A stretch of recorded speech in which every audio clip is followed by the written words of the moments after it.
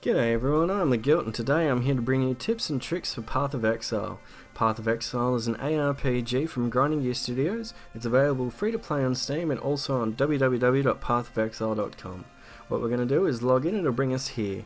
This will show you the current tunes you have, create new, and it'll also show you little tournaments that are running at the moment. So we're going to go create, and it brings you to the leagues. On the left hand side we have the standard league. You can also choose to make this hardcore. Hardcore basically means if you die once you'll go down to standard and you won't be able to have any of the achievements. They also run challenge leagues. At the moment we have Torment and Bloodlines. Torment is a standard challenge league while Bloodlines is a hardcore one. If you die in the hardcore Bloodlines you'll be taken down to just the standard league. Today we're going to go Torment and we'll click OK. That'll bring us to character selection. When you first start off, you get 6 characters to choose from. Finish the game once, and you'll be given a 7th to play around with. Since you're a beginner, I suggest just finding a character that you think you can have fun with, something that appeals to you. You're always given a lot of choice in this game. And when I say choice, this is what I mean. This is the passive skill tree for Path of Exile. This thing is big. It is confusing. It is basically the sphere grid system from Final Fantasy X had a child with Satan. Don't let it overwhelm you though. You'll start on one of the larger nodes that you can see on the screen, and every time you level up you'll get a skill point, which you can put into the tree, which will give you extra stats, like a little bit extra health or regen, extra strength, magic, whatever it is. There is a lot to choose from. There is a lot of choice to go with this thing. You may be wondering where you start on the passive skill tree. That all depends on your character selection. As you can see with the big blocked off nodes in the screen that make the diamond shape, you could call it, that's where you start depending on the character. On this one I've started as a duelist and I've started down on the lower side of the screen. On the lower right is where the strength area mostly resides, on the lower right is where the endurance resides, and up top is all your magic. Now, being between strength and endurance, it's given me a lot of option about how I want to build my character, which way I want to go. I can go all the way up strength if I want and dance around that area, or I can go endurance, or I can go both. Once you get into the game, no matter what character you'll pick, you'll start off marooned on this shore. Just click a button anywhere, he'll pop up and be ready to start exploring. You'll see the gentleman just above you, ready and waiting for you. Go up and have a little chat to him, he'll give you some exposition, and then the unthinkable happens. You'll watch as he's viciously attacked, take up arms, and kill the ghoul. Once that happens, you'll be given a gem. And don't forget to pick up the rusty sword, or whatever weapons provided to you, which I forgot to mention that you could pick up. The weapon you pick up will automatically equip. Open your inventory with I, and place the gem into the weapon as you just watched me do.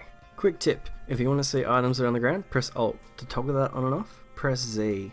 Keep your eyes out for brown items, they're your currency items, there's no gold in this game. Make your way up the beach and take on the first boss, Hillick.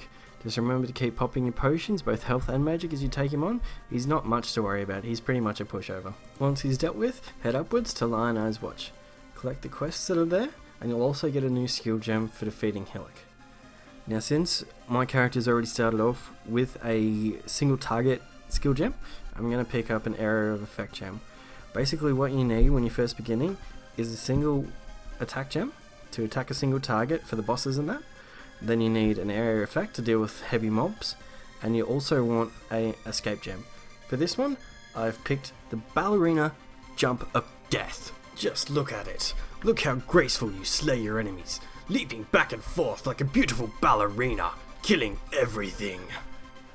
Now, while it might not come up straight away, you will get this gem as a duelist sooner or later in Act 1. I recommend it just because of how good it looks. Now, since I'm not planning on making this video too long, here's a few things to keep your eyes out for as you explore the world of Rayclast. Tip 1. Keep your eyes out for Forsaken Masters. These guys will be randomly placed around the maps and they'll give you little quests to do. Basically what happens is you do a quest for them, you'll get experience with them. As you'll level up with them, they'll be able to do things for you, like sell you new items, create a hideout for you, all the little good bits and pieces that they provide. Tip 2. Keep your eyes out on the maps for Forsaken areas. These are rare little side sections. Basically you go into one of these and you hover your mouse over the entrance to it. It'll tell you what is different about it, what little buffs and nerfs have been done to the area. You fight your way through it to a little mini boss. You defeat him or her, don't be biased, and you'll get a Val skill gem. Val skill gems work like regular skill gems, except you need to kill a certain amount of enemies before you can actually use it, but they're also greatly buffed. Tip 3. Keep your eyes out for strong boxes. You will find treasure chests as you explore, but a strong box is really the kind of treasure chest that you want to find. Tip 4. As mentioned earlier, the brown items you get are currency items. They start off with wisdom scrolls and portal scrolls. There's a lot of other items other than that since there's no gold. That's how currency works, by trading those items for weapons, items, etc. For your equipable items, you have silver, they're your standard. Then you go into blue, which are magic items, which have little extra stats and buffs for you. Then you've got the yellow ones, which are your rares.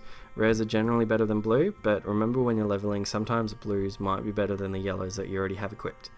If you're lucky enough to find a unique, it'll be a reddy brown colour. Even if it's not useful to your character, just throw it in your storage, you might want it later on for another character that you make. Tip 5. Go. Play the game. Have fun. Learn by doing. That's my philosophy when it comes to gaming. If you really get stuck, ask in the chat for someone to help. Generally, I've found everyone in the community is usually pretty helpful. Might be a little cheeky at sometimes, but someone's always got an answer, even for the simple stuff. And with that, I'm done for this video. Thanks if you made it this far. Hit subscribe if you like my videos. I'll be bringing out more soon. Don't forget to leave a comment. I'm happy to take criticisms. I've got plenty to learn. Bring it on. I'm LeGuilt. I'm signing off, and remember, gaming is a guilty pleasure worth having.